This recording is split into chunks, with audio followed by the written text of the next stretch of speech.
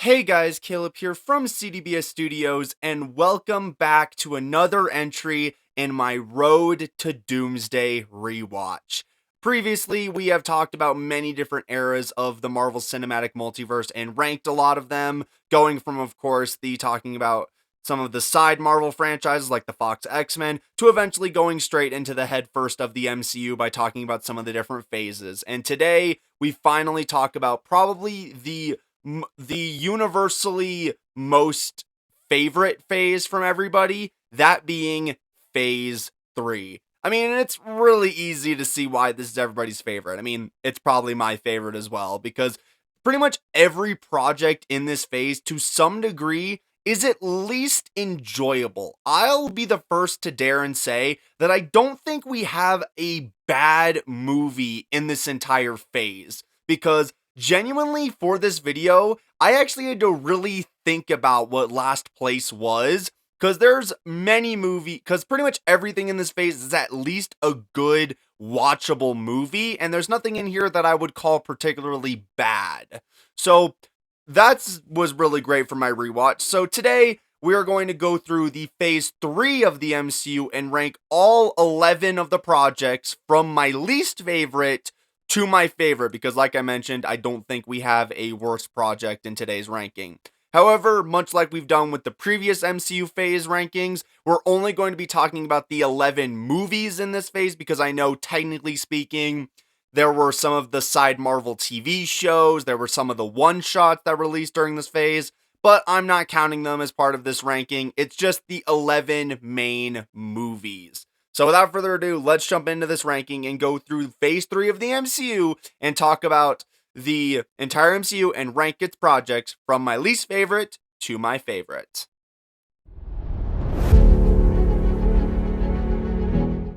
Like I mentioned in the intro, I genuinely had to think about what Last Place was for this ranking, because there are definitely so many peak projects in phase 3, and there definitely are a bunch that I'm not a huge fan of, specifically 2 of them, which means I really was going back and forth between these 2 on which was Last Place and which was going to be second to last. In the end, I think I just finally got to get this video out, so for today at least, my last place pick for my least favorite project in phase 3 of the MCU is gonna go to Captain Marvel. I know you might be thinking, this is universally pretty much hated by a lot of people, and many people think this is the worst MCU movie, but genuinely, I actually really enjoyed Captain Marvel on my most recent rewatch. I think one of the main things that goes into me liking this movie a lot is the fact that the cosmic side of the Marvel Universe is just a side that opens itself up to so much enjoyable locations and stories through Guardians and all that, and this movie holds up the continuity of the cosmic side of the MCU and takes us on a really fun journey as we set this movie in the 90s, so we're focusing on like the origins of the Avengers Initiative. Brie Larson plays this really fun version of Captain Marvel. Like, I know a lot of people like to dog on her specifically, but I actually might dare say she might be my favorite part of this whole movie, as she's just so enjoyable. I love the character of Captain Marvel in this movie, that she's a lot of fun. And I like that, of course, because this movie's set in the 90s, we get to see a younger Nick Fury, which is always fun, and he's a lot of fun. We get to meet characters like Maria Rambeau, Monica. We get to see some pretty fun villains in the form of Jude Law playing this kind of captain of the Holocrew of the Kree, which was pretty interesting. And we get to see the Supreme Intelligence, which is really fun concept of what if this AI took the form of the person you admired the most, but Captain Marvel doesn't know who the character is, so that's a fun little arc to take us on. And then, of course, stranding us in the 90s of the planet Earth allows us to experience the 90s nostalgia and all that stuff. But I think what in the end has finally made me want to put Captain Marvel so low is the story itself is pretty weak, as the entire premise is that Captain Marvel and her crew of the Kree are fighting against this ancient race known as the Skrulls, who are apparently these pure evil beings that are trying to track down the person who Carol sees when she sees the Supreme Intelligence for some reason. And until we find out later in the movie that, oh wait, it's the other way around. The Kree are actually the bad guys and the Skrulls are the good guys. And it's a story that of course it could be pretty predictable, and it does lead to the story being very very difficult to make because I've mentioned this before in the MCU, but Marvel kind of screwed up with Captain Marvel in a sense, which is another reason why the Marvels is not that great. But Captain Marvel on the power scale is so powerful as a character that there's really no threat that can go up against her and actually pose a problem, because the Kree are not powerful characters, and when your entire final battle is just basically Jude Law trying to go up against Carol, but then she just blasts him in the face, is just kind of anticlimactic in my opinion, and it leads to the film not having a great final battle, which is rude to say because the scene where she does blow up a bunch of Kree ships is pretty cool of a sequence, but other than that, I find that the story can be a little slow in certain places, and also I really hate the Flurkin in this movie. I'm so sorry, but it's just such a lazy cop out to do the Nick Fury loses his eye, and it just makes the setup of Winter Soldier seem all the more lackluster to me, and I really hate what they did with the Flurkins, especially in the later MCU films, if I'm being honest. And I also think this movie suffers a lot, in my own opinion, because of where it takes place, because they released this movie in between Infinity War and Endgame, and I genuinely believe that if this movie was not between those two films and people didn't think they needed to see this to understand Endgame, then this movie would not have made $1 billion at the box office. And they also kind of shot themselves in the foot because they wanted this movie to be set in the 90s and kind of tell what the origin of the Avengers Initiative was. But then they kind of accidentally created the problem that Captain Marvel and stuff now existed in the MCU timeline since the 90s, meaning that she was around during pretty much the entire Infinity Saga, but never showed up until Endgame for some random reason. And it just, to me, always just felt like that maybe was the wrong decision, but overall, still, I enjoy Captain Marvel as a movie. I definitely don't think it's one of the worst MCU movies. And like I said, I genuinely had to think about what was last place in this ranking because I kept going back and forth between this movie and the next one up as my least favorite. But overall, I still enjoy Captain Marvel. It just has a lot of flaws to the point where I have to give it last place in this video. But knowing me, my opinion could easily change by next week because, well, like I mentioned, I'm probably part of the minority that actually thinks Captain Marvel is an okay movie and not the worst thing the MCU ever created. Next up in our ranking is gonna be Spider-Man Far From Home. And yes, like I mentioned, I kept going back and forth between this movie and Captain Marvel as my least favorite of Phase 3 because, unpopularly, I really do not like Spider-Man Far From Home. I will start off positive, of course. One thing I do really love about this movie is it being an epilogue to the Infinity Saga, being the film after Endgame that finishes out this phase. I like that this movie does a lot of work to kind of almost be a piece that looks back on the past of the Infinity Saga and tries to be this bridge between what we've done before and what we're going to do, because this movie spends a lot of time delving into the Tony Stark legacy and kind of giving the sense of, now that Tony Stark has sacrificed himself for the world, how can the rest of the MCU move forward as we see Spider-Man start to grapple with the loss of Iron Man, which I know a lot of people didn't like. They did kind of an Iron Man Jr. thing with Spider-Man in the MCU, but they made it work here as kind of being this younger hero in the MCU, how he looked up to Iron Man and suddenly Iron Man was gone and everyone keeps pressuring Peter to be the next Iron Man. He kind of is feeling all that pressure, which is really nice arc. And I love that final scene, that scene later in the movie where Peter has this big crash out to Happy Hogan and Happy gives him some genuinely great advice. Like, that is such a well-written scene, and it's probably one of my favorite scenes in any Spider-Man movie, if I'm being honest. And I also really like the concept for this movie that we're gonna take Spider-Man out of New York, which I think is such a fun idea because basically every Spider-Man movie takes place in New York City. So having a new setting in the form of the Europe as Peter's on this class trip is such a fun idea, and I really like the way they use that to delve into the concepts. And also, I really like that this movie put a bigger emphasis on Peter's class, as they kind of didn't do a lot of that in Homecoming. So I'm really happy that this movie spent some more time. Like, we spent time with Ned, obviously, but we get to spend more time with Betty, with Flash. Of course, we get the MJ relationship in this movie, which I think is really great. Of course, Zendaya and Tom Holland have natural chemistry, and they're really great on screen together. The main thing that always drags this movie down for me on every single rewatch I do is the story, and specifically Mysterio. Now, I will not lie, Jake Gyllenhaal, great casting for Mysterio. He's a great character. His costume looks great, and honestly might be the best that any Spider-Man villain has looked in any of the Spider-Man movies, if I'm being honest. But his plan is so stupid to me personally, because like I mentioned, I like that they did this connection with Peter to Tony Stark, but it feels like once again they did a thing where Mysterio in this movie is not the villain of Peter Parker. He's the villain of Tony Stark, being the mad at him because he named the hologram technology from Civil War Barf. So he's instead using it to let me just look this up. His plan is to basically pretend he's from another universe and create all these monsters that he needs to stop so that Peter will give up these Edith glasses to him so he can basically create an Avengers level threat to artificially make him the next big superhero so he can what?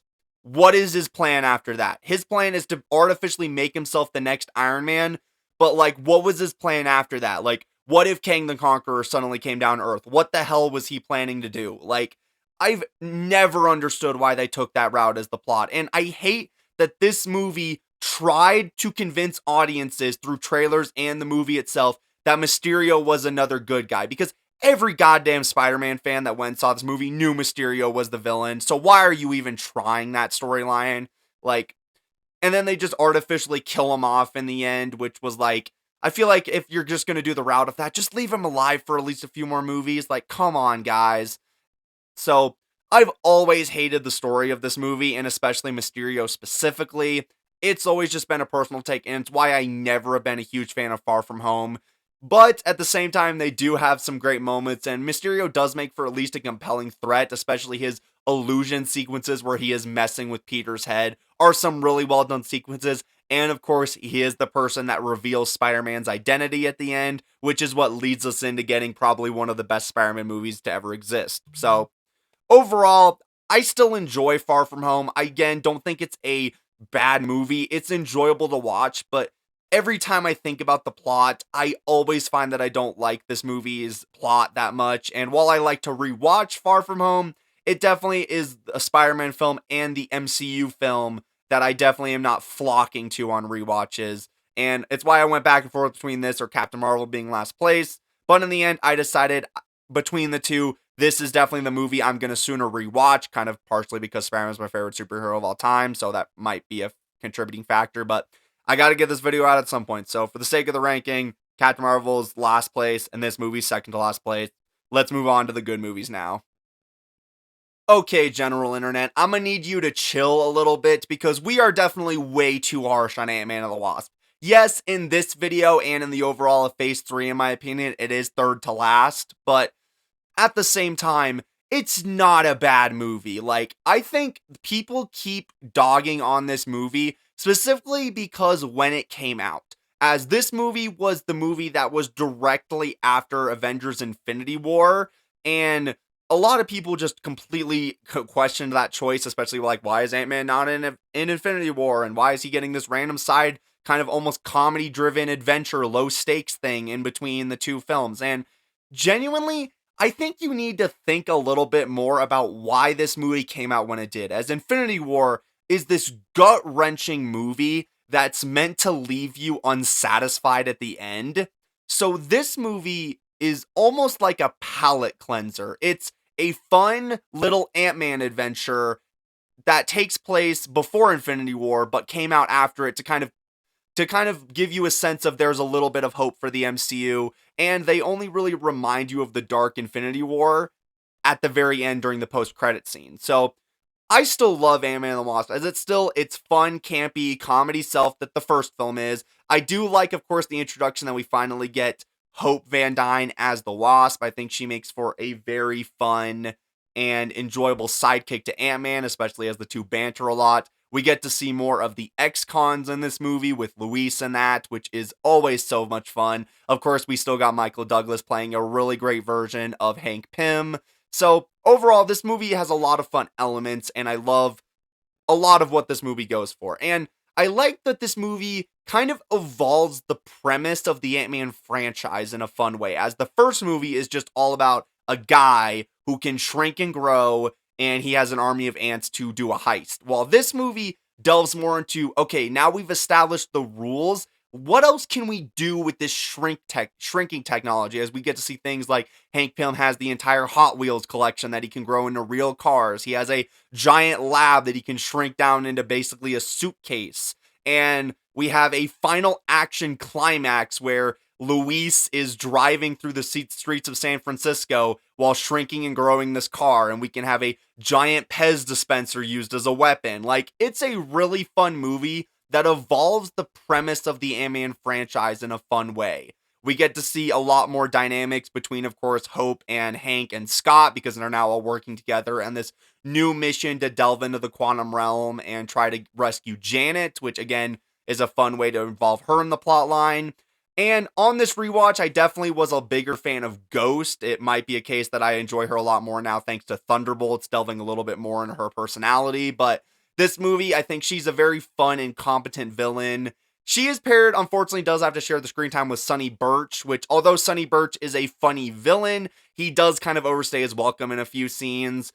And there's still a lot of great moments in Ant-Man and the Wasp, and I still really love this movie, but it's definitely the case of in a phase that's as strong as Phase 3, a movie like Ant-Man and the Wasp that is just playing it safe and is just meant to be the palate cleanser after the dark chapter that's Infinity War, it's obviously going to stand out as one of the weaker entries in the phase, but definitely the internet's gotta chill because Ant-Man and the Wasp is not as bad as it says. Like, I think you guys are letting your feelings on Ant-Man and the Wasp Quantumania affect the rest of the Ant-Man trilogy when the first and second film are really good movies, and y'all need to chill on the Ant-Man and the Wasp hate.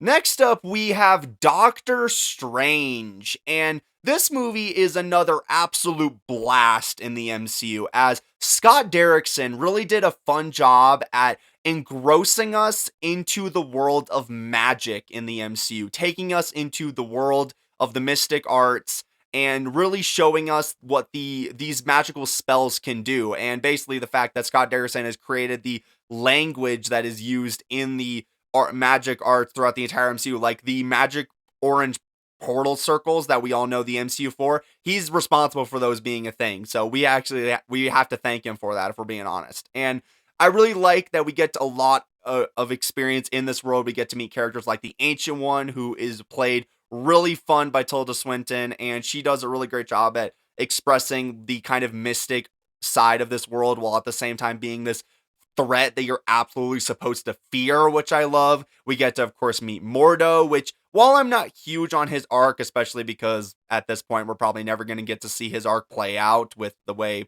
behind the scenes politics have gone, so we're probably never going to get to see that play out, but he's still a fun character for what he demands as kind of this guy that's so on the side of the Ancient One and defending her at every turn, just to realize he was wrong in his belief, and kind of spiral is very different. And of course, we also get Mads Mikkelsen, who is playing an awesome villain in the form of Caecilius. Yes, he's a little generic, unfortunately, which is unfortunate, but he is a very fun character. And of course, Mads Mikkelsen, of course, delivers some comedy that we all love from the character.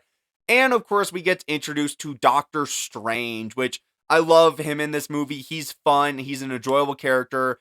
I just think something that's always held me back from really getting engrossed in his character, at least in this first movie, is the fact that he's in a lot of ways just a carbon copy of Iron Man's arc, where he's this big billionaire, but this big billionaire guy that unfortunately makes a mistake that causes his life to go in an an unfortunate area, which resolves in him trying to fix that mistake by going down the route of eventually with Iron Man with a metal suit, but with Doctor Strange being magic, only for them to realize that they can use their gifts for more, so they decide to do more. And it just, especially once you get to Infinity War, it is very clear that they did kind of intentionally make Doctor Strange a carbon copy of Tony Stark so that the two of them could clash in Infinity War, but it's whatever, it's fine.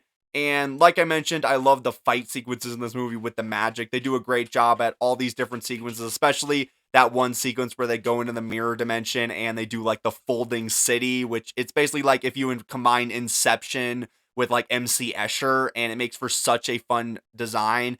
And I also do really like the incorporation of the time stone into this movie, being one of the final movies of Phase 3. We did need to introduce the last couple Infinity Stones that we hadn't delved into yet, so we get to really get to see the world of the Time Stone in this movie, especially with the final battle where Doctor Strange rewinds time to give them a second chance until he eventually goes and traps Dormammu in a time loop that causes him to basically rage quit after he rage baits him for a couple hundred times. So that's obviously a fun fight sequence. It's funny. This movie is fun. But again, like I mentioned with Ant-Man and the Wasp, when you just make a generic movie, it's gonna stand out amongst all of the heavy hitters that Phase 3 has. So I couldn't rank it higher like I so desperately wanted to, but at the same time, Doctor Strange is a really solid movie, and I still think it's fun. It just needed to do something, I think, a little bit more to warrant being any higher than it is right now. Okay, I know I've already gotten hate in the previous two MCU phase ranking videos because I've put Winter Soldier and First Avenger lower than most people do, and I unfortunately have to keep the trend alive because Captain America Civil War is next up. And look, guys, I'm open to admit that Captain America Civil War is a really solid entry in the MCU. It has a lot of really solid elements. I like the concept of, for the first phase, the first entry in the final phase of the Infinity Saga, we're going to do a movie that's kind of more about the past, where basically after all this time and the Avengers have been building up themselves, the movie decides that we're going to do a story about what does the world of superheroes look like now that the Avengers have been a thing, and they've done at least 2 movies plus all the solo projects the Avengers have gone through over the years. And it leads to a movie that has a lot of fun psychological debates about the Sokovia Accords, where it's the superheroes, do they decide to keep themselves unchecked by the governments, which causes them to potentially keep doing the damage they have been doing throughout the entire MCU, or do they put themselves under the control of the government, which means that their battles will be a lot less deadly, but they lose the freedom. And the thing I love about the Civil War debate is that we're still having the debate all these years later since this movie came out. And I love the concept this movie presents that really neither side is really in the right, because in a way, yes, the Avengers do need to be put in check, but the government is the wrong kind of check. So in a way, there's so much clashing between these two sides, and you really get to see kind of a way that we delve into the ideals and morals we've built up over all these characters clashing as the movie comes together. And it's mixed with a really fun side plot where Baron Zemo manipulates the Avengers into fighting each other by revealing the secret past of the Winter Soldier. So we get to see more of Bucky Barnes, especially as he finally transitions into an anti-hero, which I love in this movie, which leads to the emotional final battle sequence between Captain America and Tony Stark. This movie also was our first introductions in the MCU to the MCU versions of Spider-Man, who I love Tom Holland. He is my favorite version of Spider-Man. So this movie's great, and it's probably some of the best Spider-Man content we've gotten from Tom Holland, at least until Brand New Day comes out. Writing and recording this video before I've seen the movie, obviously. And of course, we got introduced to T'Challa in this movie, the Black Panther. He's great, and he's so much fun. We lost Chadwick Boseman way too soon, and he's great in this movie overall. This movie, again, has some of the best action of any MCU movie because you have the epic airport fight sequence, which genuinely is the sequence of this movie I rewatch the most because it is so fun, and it generally is kind of taking the concept of what if we just took all of our Avengers toys that we've built up over the MCU and put them in the same toy box and just see how a fight could happen between them all. And of course, you have mentioned the final battle sequence, which is great. There's so much to love about this movie, but, and here's the crucial but that keeps this movie from being any higher and why it's not one of my favorite MCU movies like it is for so many others. I have mentioned before on this channel that I am not a fan of political thrillers. And while I mentioned that I like the debate this movie presents about the Avengers Sokovia Accords debate, I just find this movie so slow and so boring for a majority of its runtime. Like, I've mentioned this before, but the only real sequences in this entire movie that I dare to rewatch is the original debate between them about the Sokovia Accords at the Avengers compound, the airport fight sequence, and the final battle.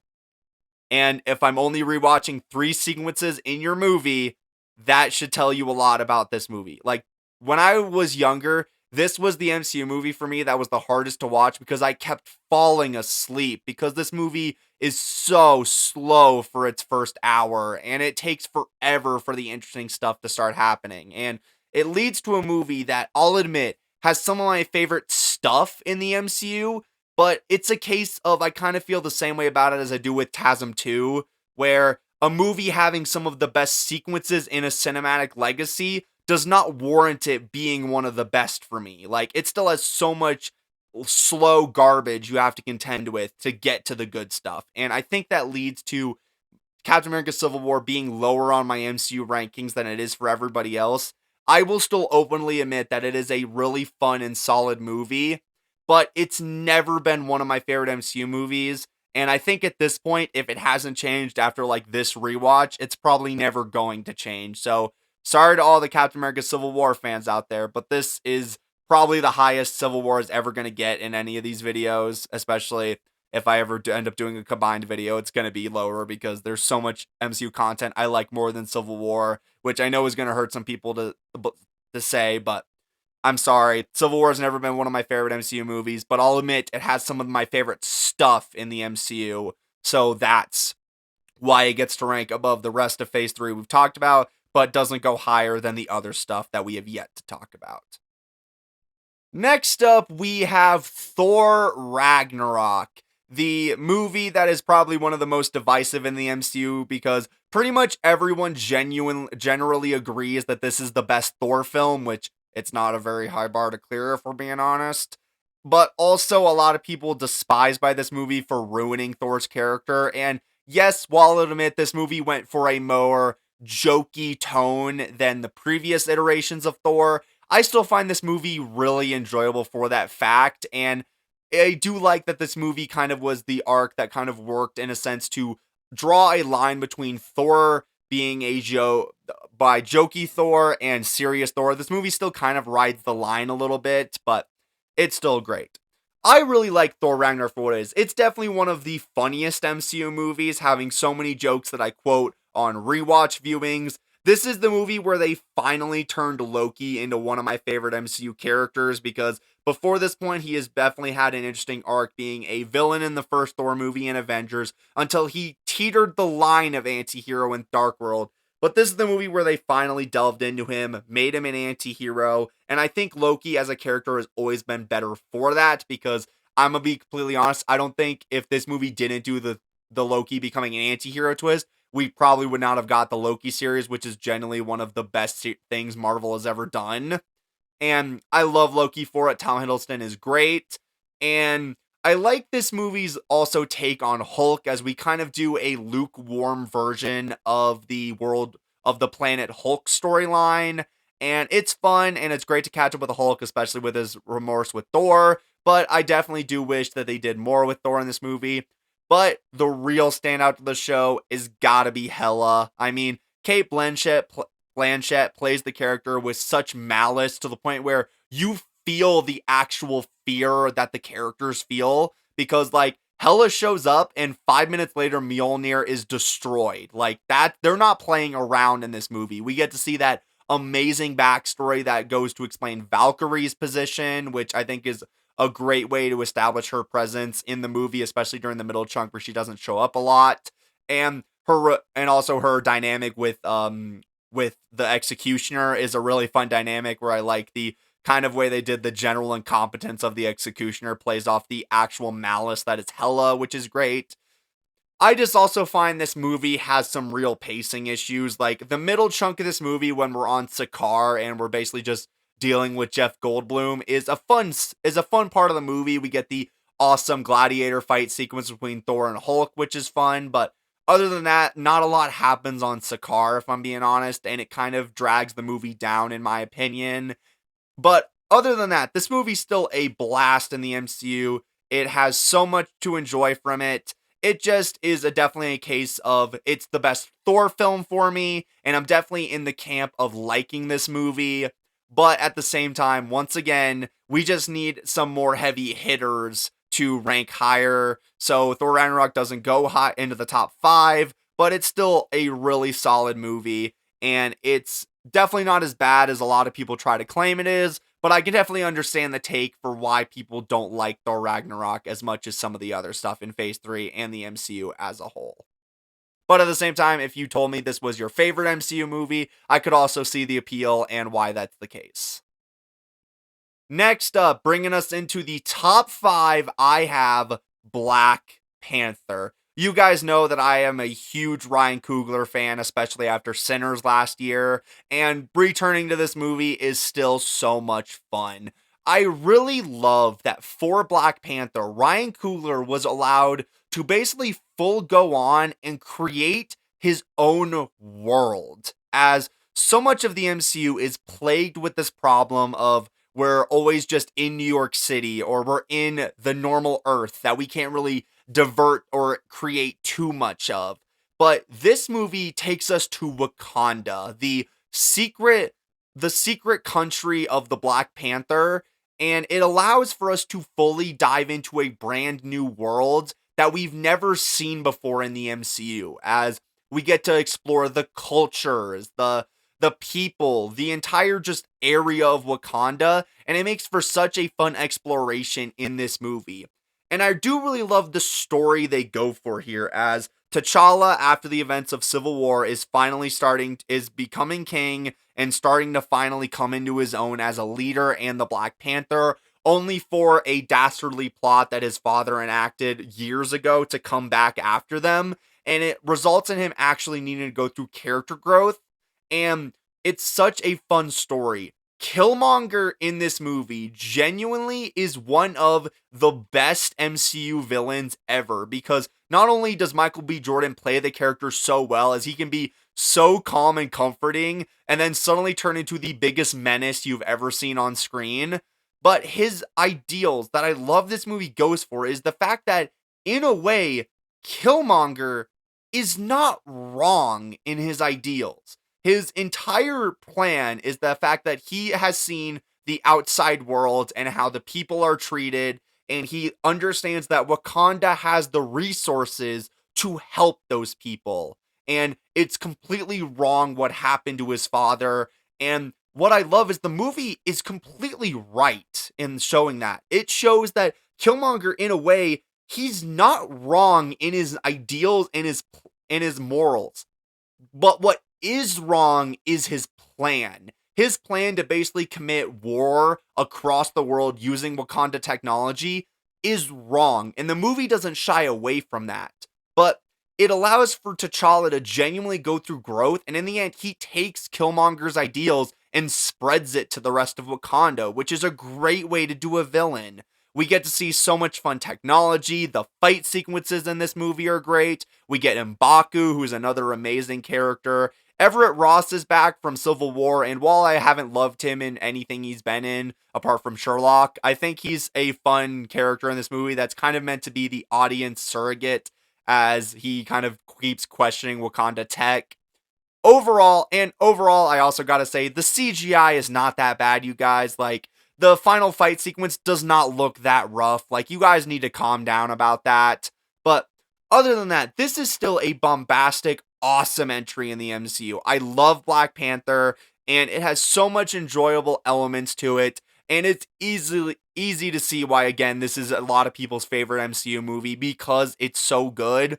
It just comes down to the fact that for me personally, Black Panther's never been one of the MCU movies I'm the most eager to rewatch, mainly just the case that Black Panther's never been one of my favorite Marvel characters, so it's not the movie I'm rewatching a lot, but it's still a bombastic, amazing chapter, and it just does not have my favorite MCU character, so it never is going to be higher than here, but it's still a fun, awesome movie, and I love Black Panther for everything it is. Next up, we have a Spider-Man Homecoming. And now, I've seen a lot of criticisms of this movie, and I really think a lot of you guys need to chill on the fact of your criticisms of Homecoming, because while it still has its flaws, it is still a fun, bombastic movie. I've mentioned before that Tom Holland is my favorite iteration of the Spider-Man character, and while a lot of people criticize this movie, for the first hurdle we definitely got to clear is the Tony Stark. This movie features Tony Stark a lot. Even the poster of this movie features Tony Stark on it 3 times, which is like, okay, that's a little excessive for a Spider-Man movie. And I can understand why a lot of people are upset about oh, he just wants to be Iron Man. He wants to be an Avenger and stuff. And it's just like, in this world, you gotta understand is that you're bringing Spider-Man, a teenage kid superhero, into a world that already has an Avengers, a fully functioning superhero world that we've experienced up to that point. And, like, be honest, if you were a kid in this world and you got powers, you'd want to be an Avenger too, right?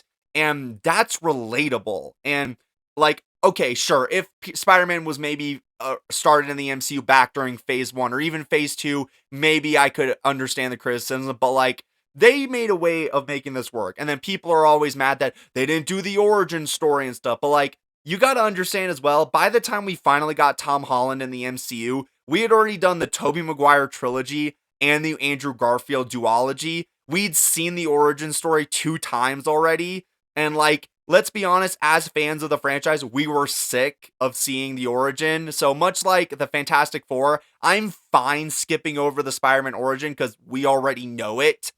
But other than that, this movie still is so much fun. I love that this movie took a lot of inspiration from John Hughes, being a high school movie set in the world of the MCU that focuses on the character of Spider-Man. And that is so much more emotionally resonant to me, especially because my favorite parts of Spider-Man, especially in the comics, is the high school stuff, which Tom Maguire and Andrew Garfield never really got to do much of because of the nature of their worlds and their characters.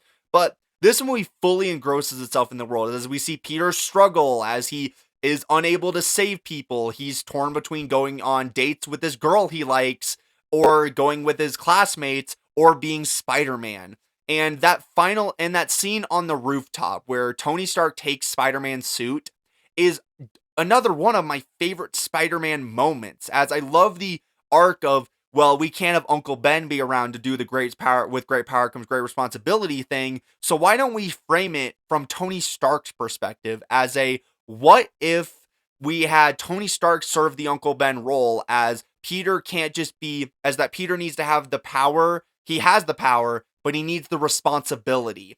And I really like that scene overall. I love the whole mystery element they go to in this movie.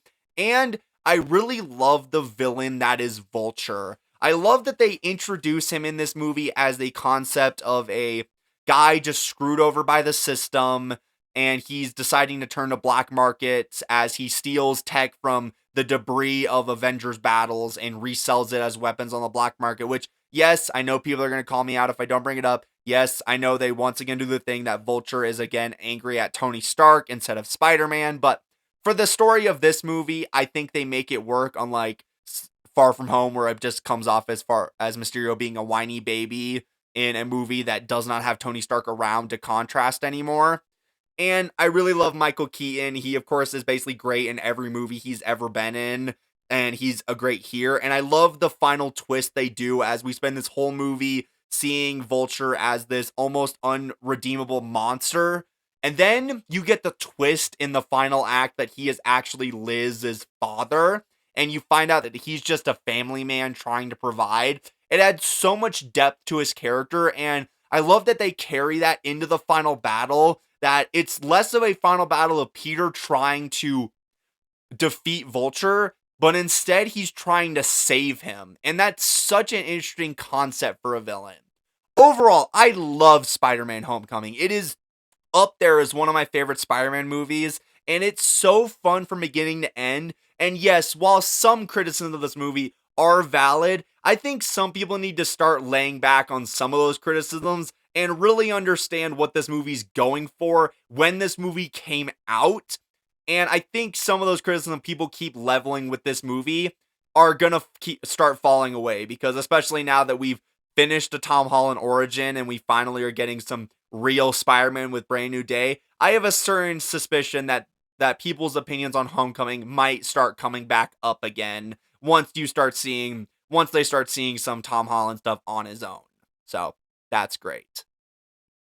You know what? I'm sick and tired of being different. You know what? I'm going to be the one who finally says it. Guardians of the Galaxy Volume 2 is a phenomenal movie, and it is not only my one of my favorite movies of the entire MCU and my favorite movie of Phase 3 besides the obvious two best picks.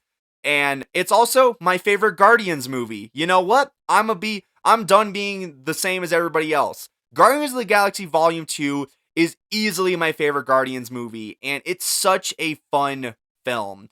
The first thing that I obviously love is that this movie keeps up the CGI and the world building of the first Guardians, as once again, we are taken on a journey out to the cosmic side of the MCU, as we get to see all these fun new planets, we get these awesome fight sequences, and there's so much in this movie that is visually appealing that throughout the whole runtime, and I absolutely love it. Also, the comedy. I think this is easily one of the funniest MCU films, and I constantly love rewatching it because there's so many jokes in this that land even after my millionth time seeing it. And I love that this movie took a natural progression of the first movie, as we get a story where we get to see Peter reconnecting with his father after finally refinding him again after being lost for so many years, only to discover the fact that he had a father figure the whole time and a family in the Guardians, which is great. I love that they did a new arc with Nebula and Gamora, doing this story about how Gamora and Nebula still resent each other, but in this movie they finally start to see eye to eye, which is great. And I love that Yondu got a redemption arc, which is a character I did not expect to get a redemption at all, especially after the first movie, but this movie makes it work. And I love that they used Rocket as a way to let us understand who Yondu is deep down. I love the way they do that. And I've also mentioned it before in a previous video, but I do like Baby Groot in this movie.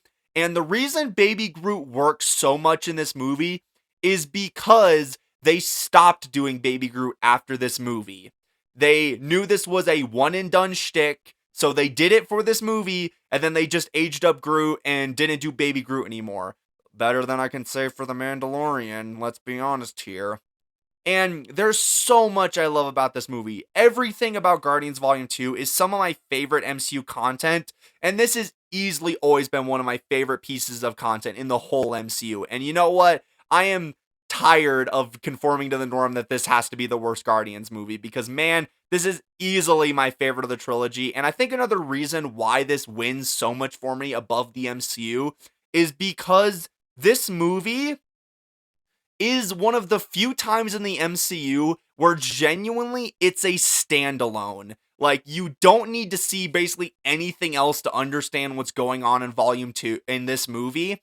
And it's kind of the movie where if you have a friend that wants to get into the MCU or to the Marvel movies, this might be one of the first movies I might show them, because it's the kind of movie that would get them in, but it's also a great place to start if they don't want to start at the beginning with Iron Man or Captain America or something. And that's what I love about Guardians of the Galaxy Volume 2, is that it's the case of that the Guardians franchise in general is a unified trilogy first and an MCU property second. And I think that's why the Guardians have broken away as their whole thing from the rest of the MCU, because genuinely they're one of the few franchises that stand alone and you could just watch the trilogy without the rest of the MCU and still have a great time. I love Guardians of the Galaxy Volume 2. It is easily one of my favorite movies in the MCU, but it just never was going to be better than the two easy best picks for the best movies of this phase and probably the entire MCU. All right, here we go. You guys knew exactly what number 1 and number 2 were gonna be before you clicked on the video, because there's two films that are easily not only the best in Phase 3, but are some of the best MCU movies to ever exist. That being the epic two-part finale to this entire MCU Infinity Saga, Avengers Infinity War, and Avengers Endgame. And for me personally, I've always felt lower on one of them. And so my second favorite movie in Phase 3, and probably my second favorite movie in the entire MCU, is gonna be Avengers Infinity War. This movie is just everything. It understands exactly what it needs to be from the very first minutes it's on screen. It is a movie that is about the characters coming together from the entire Infinity Saga to face off against Thanos to prevent him from getting the Infinity Stones.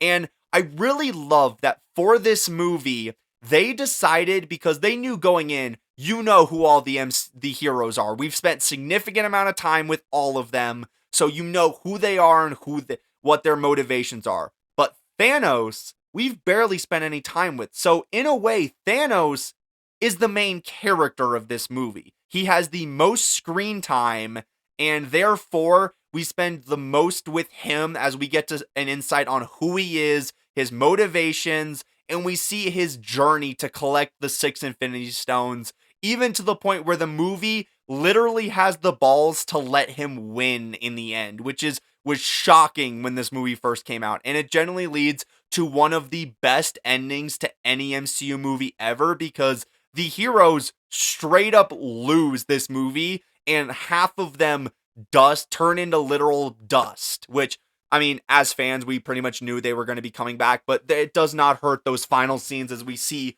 all these characters we've grown to love turn to dust. That scene with Spider-Man still makes me tear up to this very day, and I know he comes back in the next movie, so why do I cry at this? And this movie still does a great job at expanding the characters we still know and love. We get a lot of time spent with Tony Stark, basically the face and main character of this entire franchise, as we get to see his story build up as he's scared for Peter's survival, and he gets to have a relationship with Thanos. He gets to have this little leadership dynamic once we meet up with the Guardians. So that's always great. And then we have the Earth side of the story, where we get to learn a little bit about Wanda Maximoff and her relationship with Vision, and eventually having that heart-wrenching final sequence where she has to literally blow up the man she loves to save the universe, which of course doesn't work. And this movie has some of the best action in the entire MCU, from the fight sequence on Titan, where we get an epic Doctor Strange magic fight, the Battle of Wakanda, where we see all these epic heroes fight the Outriders and the Black Order. We get an awesome Thor arc in this movie, because, man, this is easily Thor's best movie, if we're being honest, and I really hope this is the writing they keep up for Doomsday. And overall, every aspect of Infinity War comes together to create a movie that genuinely is perfect. There is little to no criticisms I have of Avengers Infinity War, but it just is a movie that I feel like I always have to put it just below its second hack, because every time I finish Infinity War, I always feel unsatisfied. It's a case of, I think that's how the movie was written and intended, but it's a movie where when I finish it, I feel unsatisfied, and so I need to pick up the next movie in the series, which is the movie that I think I put slightly above Infinity War. Because, and I'm being honest here, Avengers Endgame is my favorite movie in not only Phase 3, but my favorite movie in the entire MCU. Because like I mentioned, I feel unsatisfied finishing Infinity War. I don't think I can ever watch Infinity War just as Infinity War. I need to pick up Endgame right afterwards, because Endgame is just everything you want out of a finale movie and then some. As the first part of this movie is dedicated to dealing with the aftermath of the previous movie, as we see the Avengers regroup.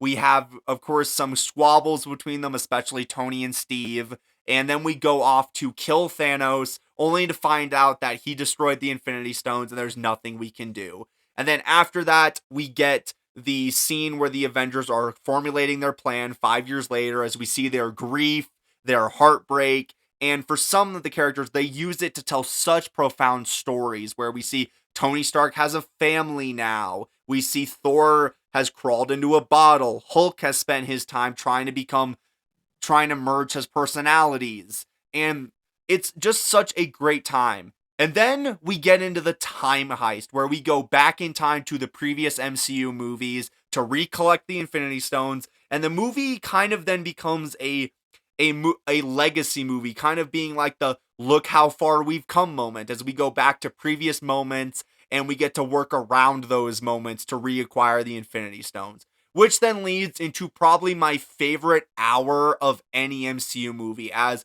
we see Thanos return from the 2014 Guardians of the Galaxy Thanos return to the present. And I love that they use this version of Thanos to almost kind of enhance the previous version, as this is a version of Thanos that is 4 years younger than his other counterparts, and he is way more menacing, he is way more threatening, and he's the kind of person that genuinely has the plan of just, let's kill the entire universe and start from scratch, because you kind of use that to see the Thanos in Infinity War was kind of taking it easy on the heroes, because he was more set on the mission than we got to kill all these Avengers so I can get my Infinity Stones. He was just, I'm going to just get my Infinity Stones and let the 50% dice roll or coin flip take them if the universe deems it so. Well, this Thanos is just, I got to kill you all so I can get my plan.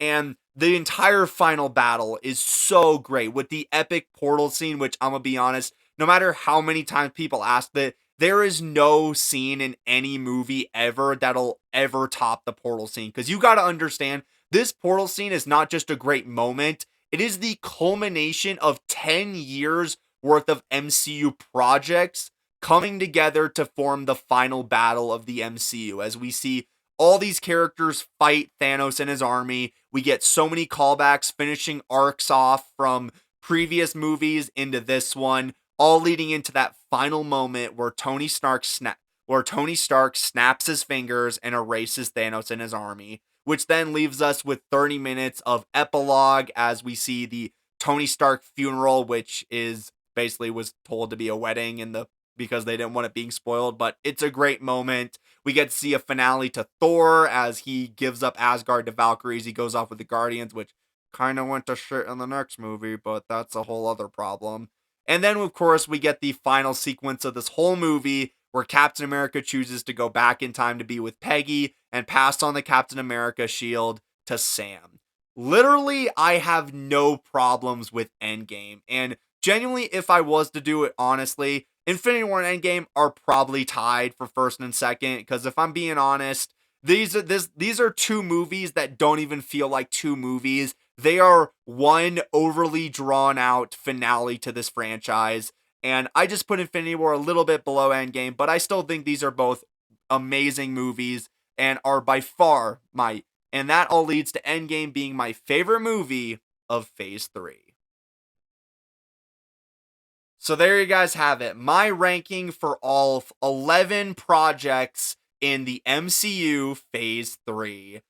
So I want to know if you guys have seen all of the Phase 3 projects and want to take your chance at ranking them down in the comments, do so and maybe we can get a conversation going. And this concludes another chapter in my Road to Doomsday rewatch. And I'm going to warn you all now, it's probably going to be a while before I do the Phase 4 ranking because, well, in order to do that ranking, I have to muster up the courage to watch some actual shit that the MCU produced, like Thor: Love and Thunder and She-Hulk, to do that video. So it's probably going to be a while before I finally get around to the Phase 4 ranking. But as it stands, Phase 3 was an absolute blast to revisit. I love pretty much almost all the projects in this phase. Much like I mentioned at the start of this video, while I think Captain Marvel and Far From Home are the weakest projects in this phase, they are still solid movies that I would not call bad or even worse than some of the actual abysmal stuff we've talked about in the previous videos. So, without further ado, thank you guys all very much for watching this video, and I hope to see you guys all